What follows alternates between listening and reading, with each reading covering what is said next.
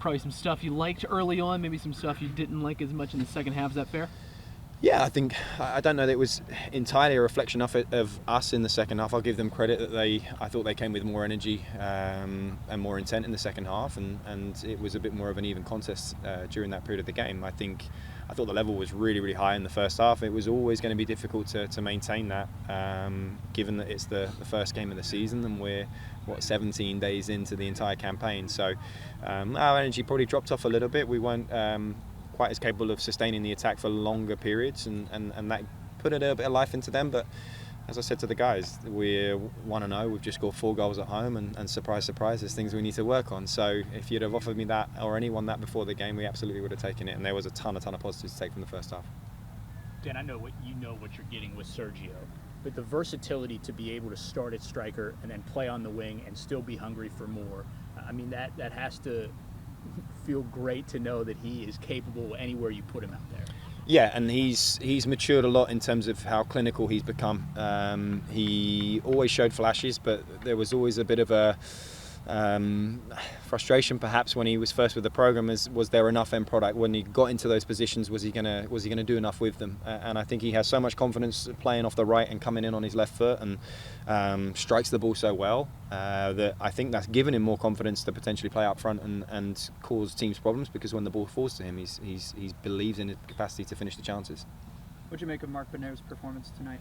Yeah, it was an interesting one, because again, for probably 60 minutes he barely touched the ball. It's difficult in those games, arguably, when they're less engaged, to really stay very, very focused. And he's unfortunate with the first deflection on the first goal, and it's a fantastic finish that I think he almost gets a hand on in the second one. So I wouldn't say there was too much he could do there. He'll still gain confidence from getting the start, getting the win, and getting another 90 minutes of experience under his belt. So I hope he's walking away feeling pretty happy with himself. Is there a timeline for Marcus's availability? Yeah, I mean, we could have used him today. He got back to campus probably 2 days before his arrival back to campus. I got a phone call and some images of a pretty swollen ankle. So we're happy that he's as close as he is. He's now got through some full training, but he didn't feature at all in the first 3 pre-season games because he wasn't able to. So yeah, it's good to see him dressed and good to see him back in practice yesterday. So I think he's close. Dan, Simon has played here against you guys, but the service tonight was terrific. Is that what he can provide consistently throughout the season? Definitely. We knew there was end product, and we knew he was Georgia State's best player for probably the last 2-3 years, certainly.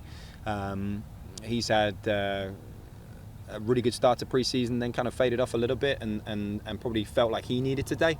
So it was really good to see him deliver when it comes to the crunch rate, and we're out here under the lights, and for him to have the quality of performance he did, exciting, because I think we've got some really good attacking midfield options, and he's certainly one of them. Is that an area that you thought you needed to improve in from last year, service?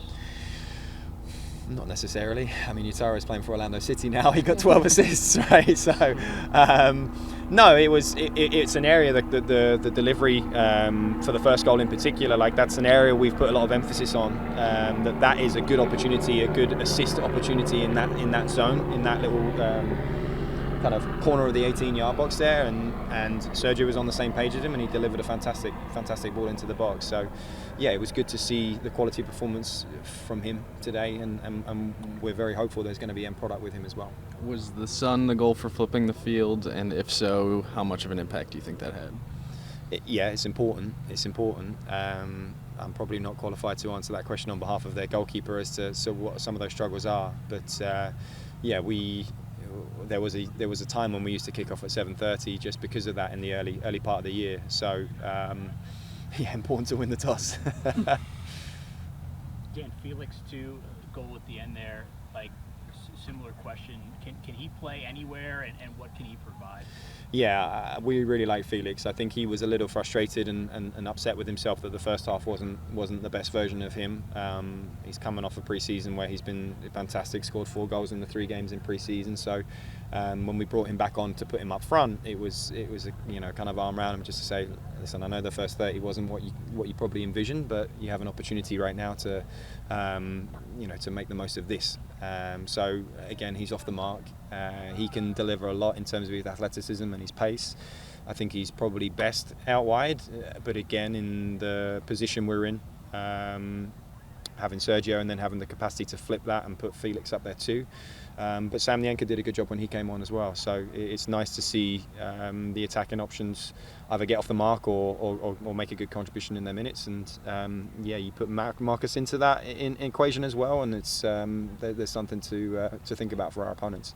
Do you have an update on Ethan Deckeldax yet? Do you know kind of what happened there? Yeah, I know he has a bit of a history with hamstrings. The hope is it's not quite as bad. I think probably some scar tissue from previous injuries mentally, that as soon as he felt something, he didn't even want to risk it. So obviously hopeful that it won't be long. But again, we don't know enough yet without a scan to probably have to assess the extent of the damage. Go ahead. You played the Horizon League's leading shot taker tonight in Mallmeister, so and kept him in check pretty well. So how do you approach somebody who's so aggressive with the ball whenever they get it? Yeah, he's big, strong, very physical, quite clever at selling a foul as well, and certainly from what we saw of him last year, has the capacity to take good chances.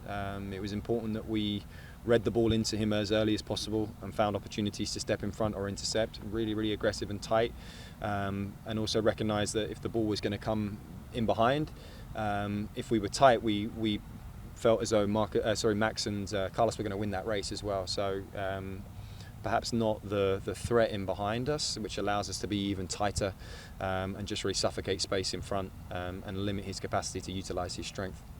Earlier today, Marcus is named to the Herman Trophy watch list. What's that mean to a program when just right off the bat, you've got one of the best players in the country, and kind of everybody across the country knows that as well? Yeah, I mean, that's it's a fantastic accolade.